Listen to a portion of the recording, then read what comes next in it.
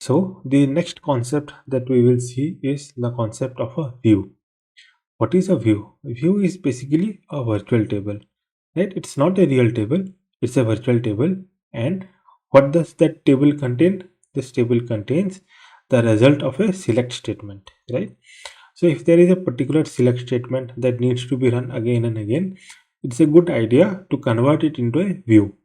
If we convert it into a view, that view will be stored in the database server, and when we call that view, the internal select statement will run, right? So here I have a select statement, right? And if I run this one, I get some result, right? That we have seen previously, right? Now the thing is, this script is always needed by the organization, for example, right? So every time you cannot type this long big query, right? Here it is a 7 line of query because this is a tutorial video. But if you are into real production, right, you might have queries, select queries that consists of 100 lines of code, right? So we cannot always keep on typing that query, right? So it's convenient to convert it into a view, and when we run the view, that select statement, that's internal select statement, that will run and it will give us the output, right? So how can I convert this select statement into a view, right? So for that, what I can say, create view, right? This is, I'll say, order details as, right? Now what happened here? Now what I am saying is create view. This is the command. This is the view name as, and I am giving this select as its input. Right now, when I execute this query or this create view code, what will happen is it will create a view for me. Right now, if you come to your database explorer, right, and if you select view, we will get a order details view, right? What can I do with this view? Just like a normal table, you can perform all operation on this, right? So I can say select star from order details. If you see the order details in the tooltip, it is saying a view as a hint highlight, right? So if I select that one, I should be able to run the view just like how I was running the select statement, right? So if I run this one, I'll get the same result from what I used to get from this select statement, right? Now I don't have to run this select statement again and again. All I have to do is call the order details as if it's a table, as if it's a virtual table, right? And from here, what I can do is I can only say username, right? All those things that you can do with a normal table, right? Adding a select condition, adding where condition, using joins, everything we can do on this virtual table as well. That is the view, right? So I'll say select star, right? And can I say where, right? Product name equals to smartphone, right?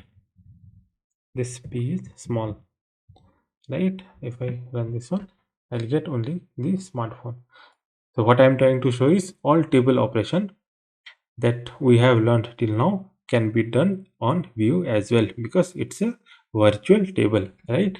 The table as such doesn't exist, but if you run the view, we will get the internal select statements result, right? That's what view is all about. Now we will check the next concept, that is stored procedure. The problem with view is it cannot take input parameters like how we do it in a function. Also, it cannot return as a single value, it will return as a table, right? Now for example, what I have to do is I have to write a functionality, or I have to write a store procedure in which I will pass the employee ID. It will give me a 10% bonus on that employee, right? So I should be able to pass any employee ID and I should get the output as the increased bonus amount, right? So for that, what we will use is we will use a store procedure that can take input parameters, run a select statement based on the input parameters that we will provide, maybe a where condition, right? And it will return as a output, right? So we will see how to write a store procedure, right? I'll remove this one, right? So what I will do is, for example, I'll say select star from employees, right? The employee have a salary column, right? So I want to write a procedure that will take employee ID, and based on their current salary, what will be a 10% increment on that, right? So just an example, we will create a store procedure to solve this scenario, right? So for that, what I will say, create procedure, right? And I'll give it a name. So I'll say calculate bonus, right? Now this will take one input parameter, or if we want, we can pass multiple input parameters and output parameters, right? So to pass a input parameter, I will say in, right? In, right? And I'll say employee ID, which is of type integer, right? Comma out. What will be the out parameter? Out name, let me call it as bonus, which is of type integer, right? Of course, we can use any other data type like decimal, float, double, like that, but for ease of understanding, let us call it integer, and it should be bonus. Okay, so calculate here also bonus, right? Calculate bonus, it will take an employee ID and it will give me output the new bonus amount, right? Now what will be the definition of this procedure? It will start with begin keyword and it will end with end keyword, right? And inside this, whatever we will write, that will constitute the body of the store procedure, right? Now what I have to do is I have to calculate the bonus, right? So for that I have to run a select statement based on the employee ID, right? Now the output of the select statement, I will store it into a variable, right? So what do I mean by that? So I'll say declare, right, emp salary, which is of type integer, right? So I declared a simple variable, right? Then I will say select, right? What I want to select?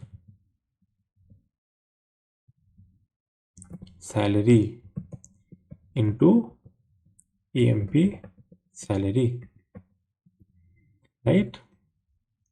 So what I'm saying, select salary into the variable called employee salary from employees where employee ID equals to which ID? The in parameter, right? emp underscore ID, right? And finish it with a semicolon, right? So what happened here? Select salary into employee salary, which is a variable, from employees table where employee ID equals to the input parameter employee ID, right? Now I have the salary with me, right? So what I can say, set. Now what value I have to set? I have to set the output variable, right? So I will say bonus, right? Bonus,